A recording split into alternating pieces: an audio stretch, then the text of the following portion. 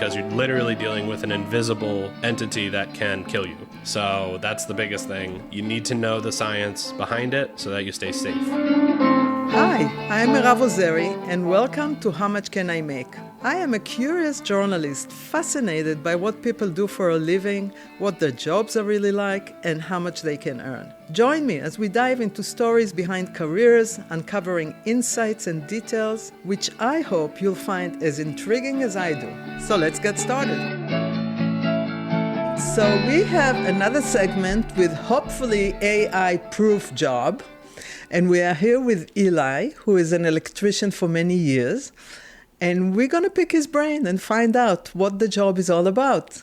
So Eli, thanks for doing it. Absolutely, no problem. I really, really appreciate it. Let's start by telling us, how and when did you become an electrician? When I was young and in high school, two of my good friends were already in the electrical program in BOCES, which is a secondary school that teaches trades here in Ulster County. I started there, went through, basically did a half day of school in high school, and then left and went to do another half day at the vocational school.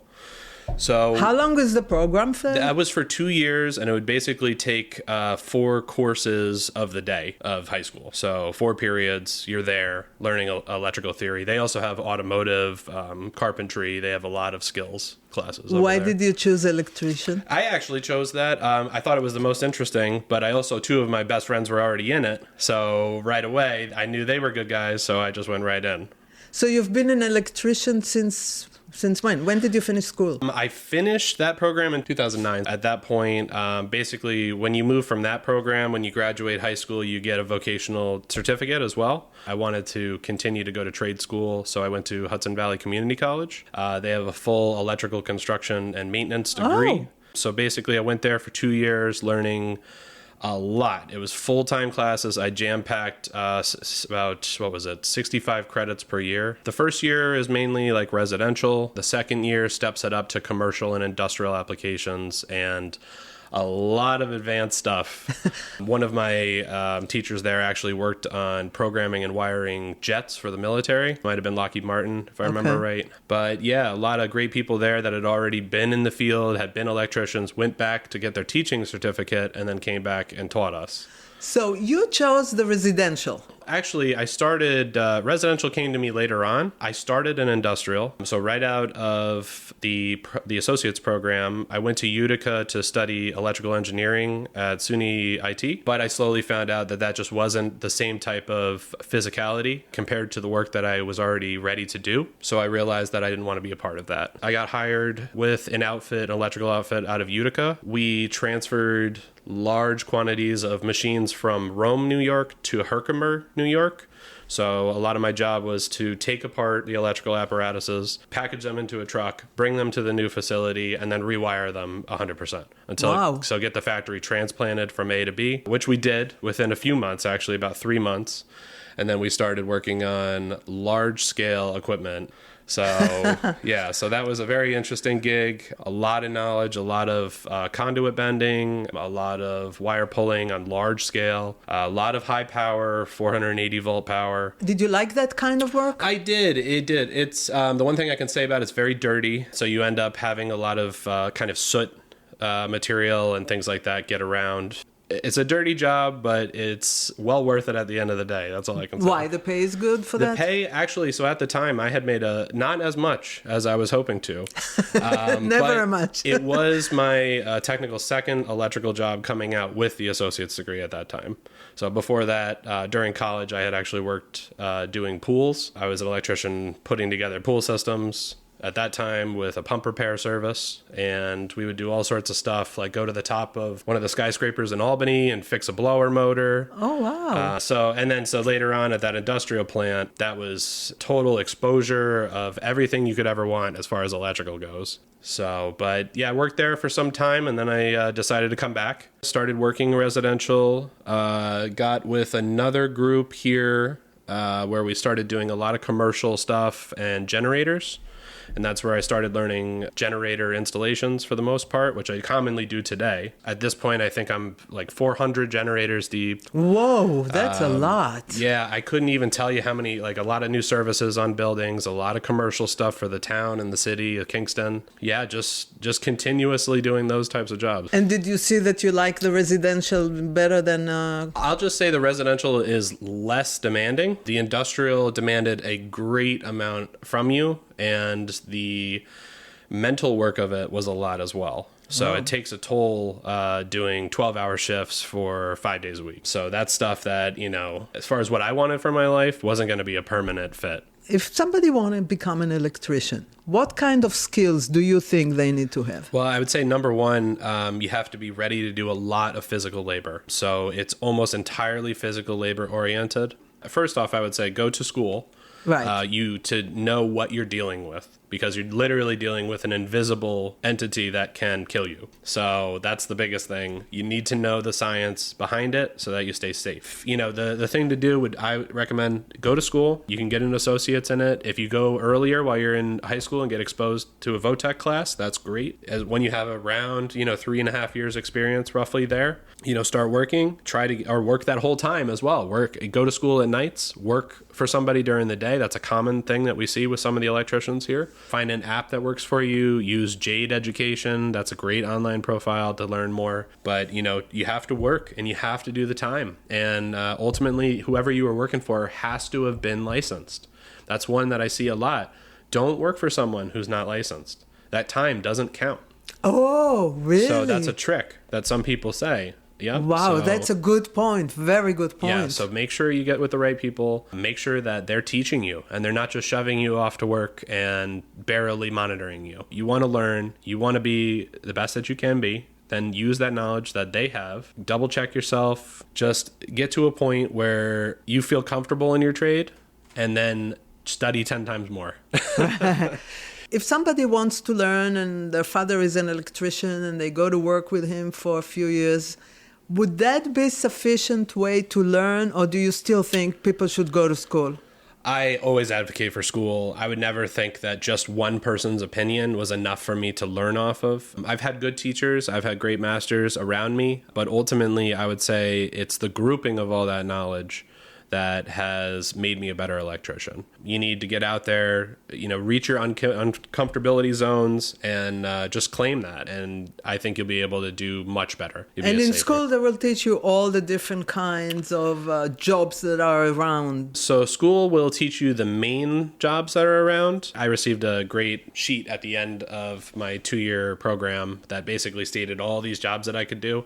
And today, I only do about 3 of them out of a huge list. You get to a point where you've saturated yourself and done everything that you really can pick and choose what type of jobs that you want to take. If you work for a bigger outfit, they'll probably be more inclined to have you on certain jobs for months at a time. And if you really want to get serious into the electrical trade, I would say study the code as much as you can. On top of theory, which is the number one thing, the actual science and theory behind electrical, and so like electrophysics, is something to really understand. You'll have a better understanding. A lot of guys go into the field without knowing any of that, and they'll either end up getting hurt on the job or die. You know of cases of people that actually died from Yes. I took over a job once. They call taps on the side of a building where your power connection comes from the street and overhead lateral wire to the side of the building. The guy before me, I guess, tried to use an aluminum ladder to touch those and died on the job. And I was there the next day finishing the job.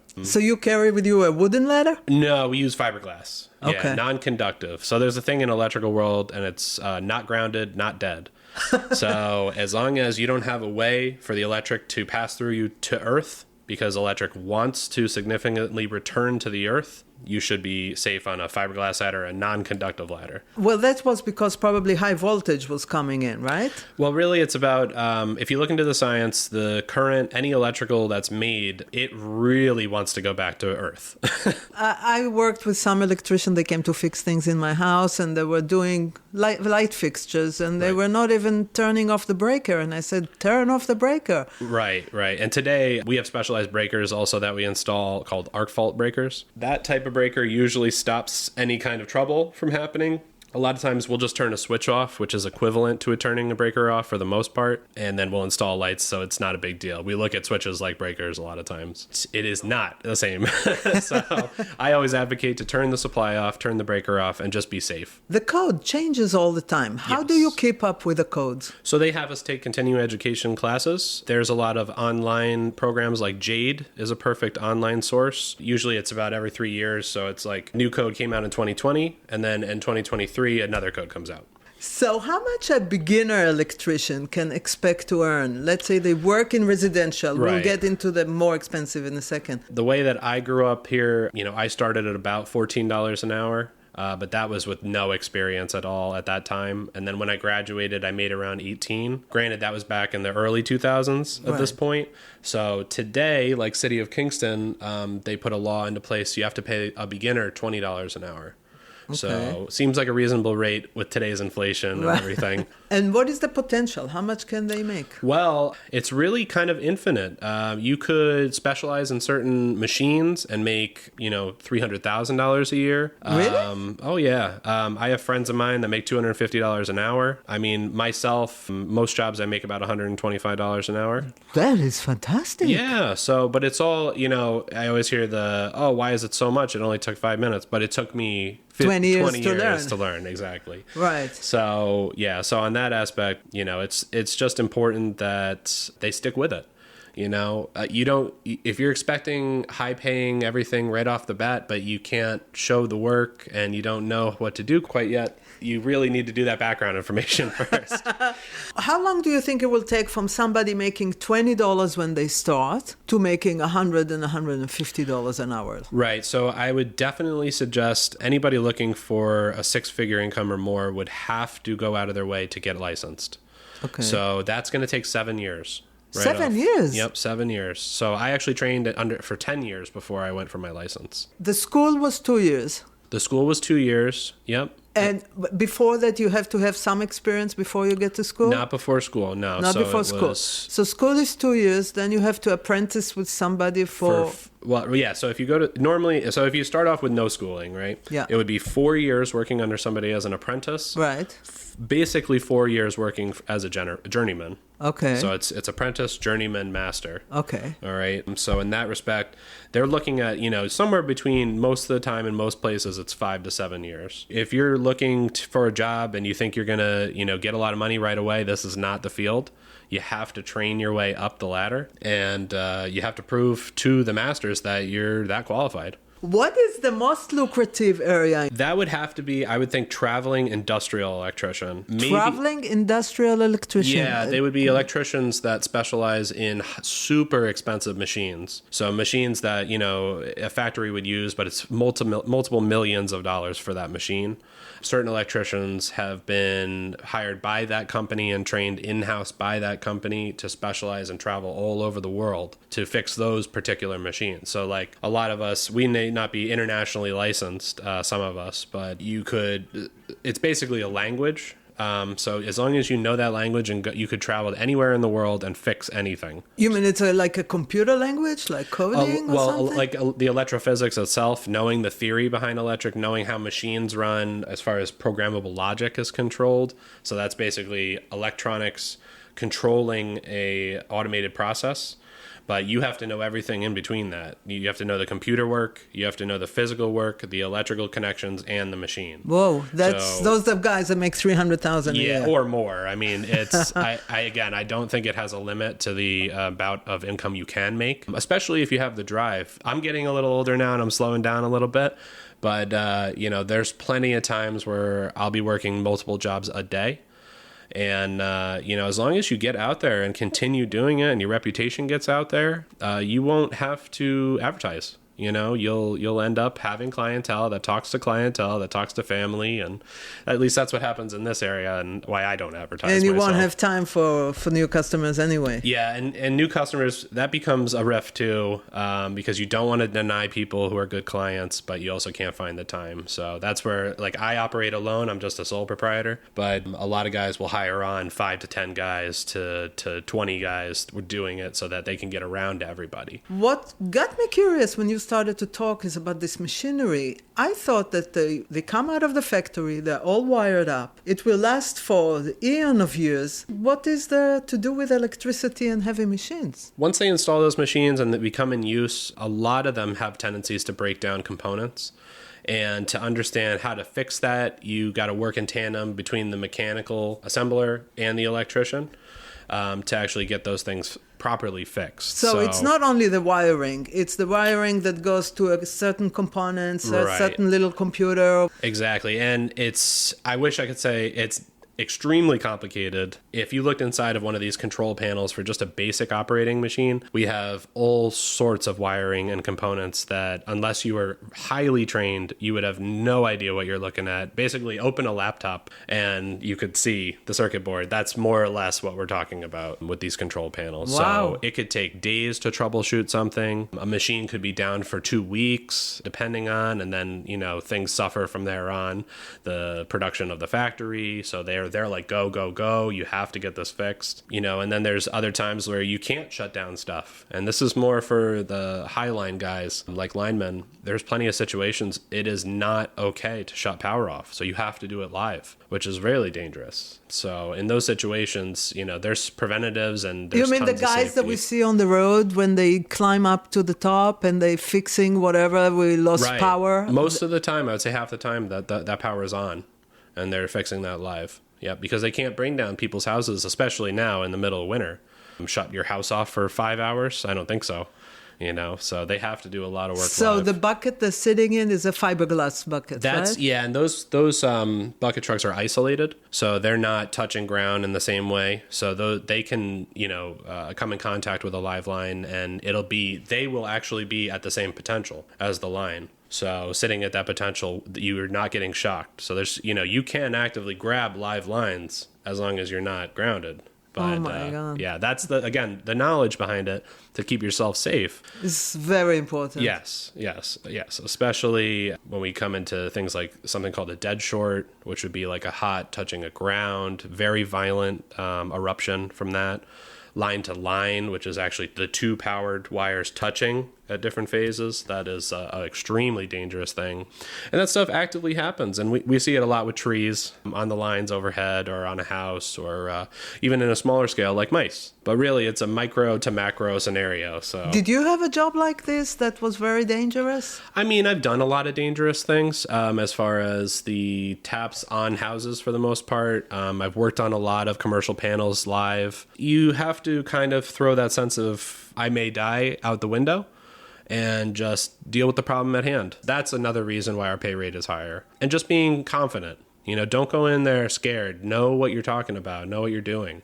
Describe to me, it's probably different every day, but what the typical day would look like for you? Working for a company is a lot different than owning your own company. So I would say half of my job is looking around at people's prospective projects that they're going to be doing. Another big portion of it... Giving estimates, you mean? Giving estimates, yeah, for smaller stuff, services, generators. One of my favorite things that I get to do now is land development. So basically someone will come in and buy a piece of property and they have to figure out where to go from there. And so I work with the power company a lot of times, Central Hudson and or National Grid. We work with them. We get how we can bring power transmission to their property. That takes a huge amount of back and forth between me and the commercial reps and the owner and perspective. Bureaucracy. Yeah, and neighbors, which is a huge thing that people don't even think about. What do you mean neighbors? As far as easements are concerned.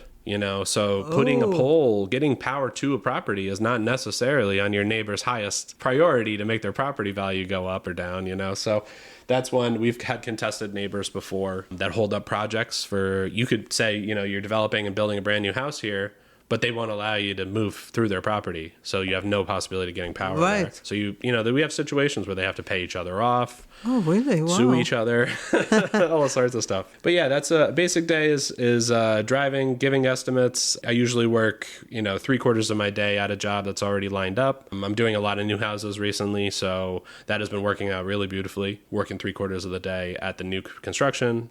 A morning meeting, figuring out new kitchen or new bathroom or or a new house coming in. And not a lot of commercial recently, and at least in the past year. But I'll help commercial businesses if they call, if they have machines burned out, compressors burned out for mechanic shops. You know, I had another one, couple alignment machines come in from a car dealership. So there's a lot of random stuff that comes in. You know, our insurances allow for anything under the sun there. Your insurance? What do you mean by your insurance?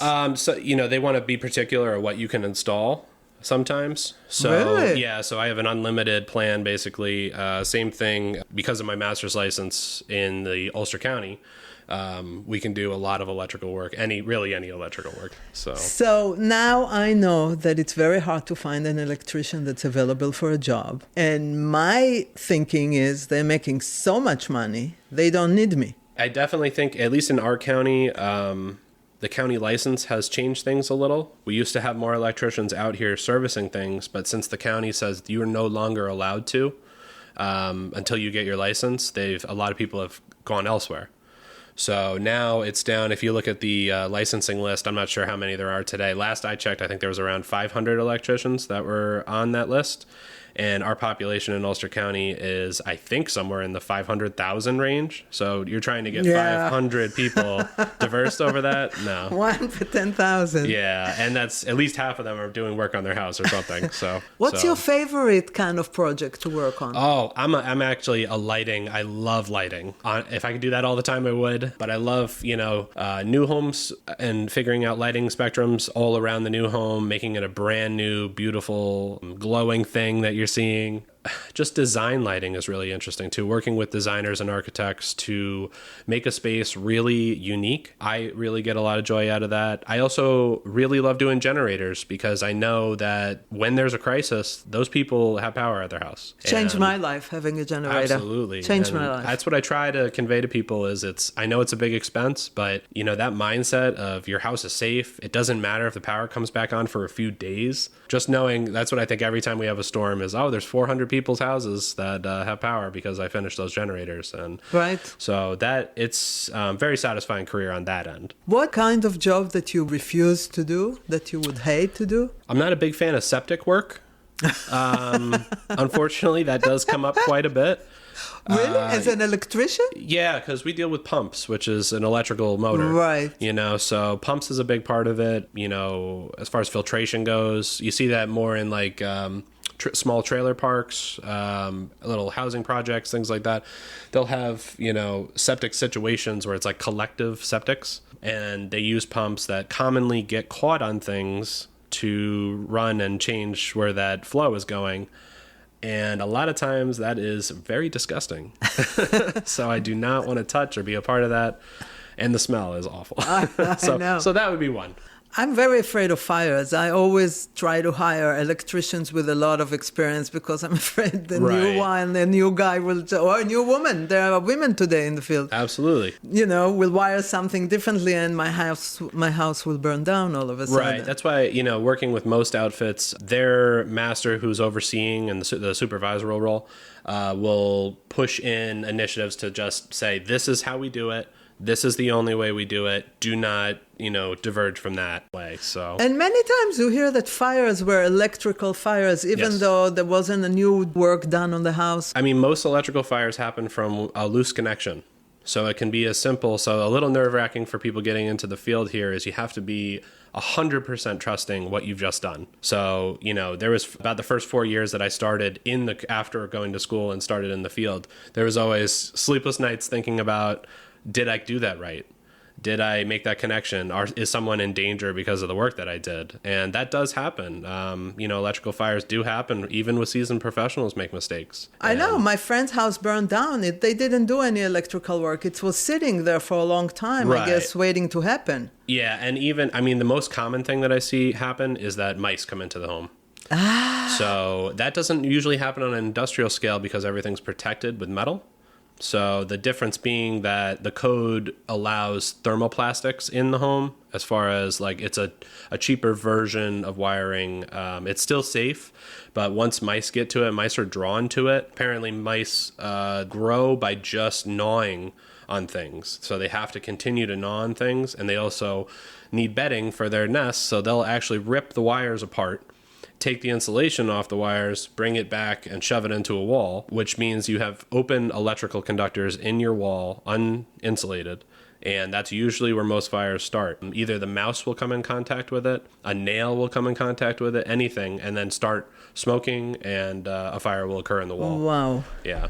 Especially, unfortunately, we're so close to Kingston, and I'm licensed in the city of Kingston, and that is a debacle when it comes to electrical. They had some of the earliest electrical in all of the nation installed, and it's still active today. Whoa. In some of the old Same Victorians. wires and everything? Yep, and it's called knob and tube. It's one of the oldest forms of wiring that's out there. Isn't it dangerous? It is extremely dangerous, and yeah, don't tell your insurance you have it in your house.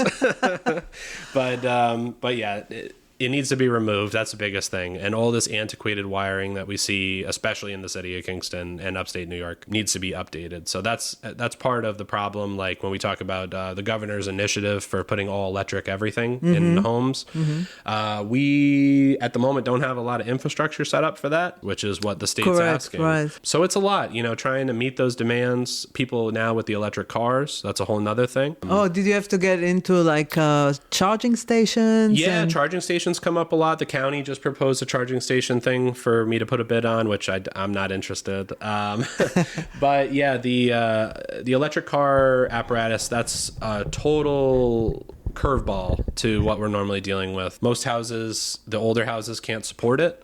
People buy an electric car, they don't even know that, and then they can't charge it.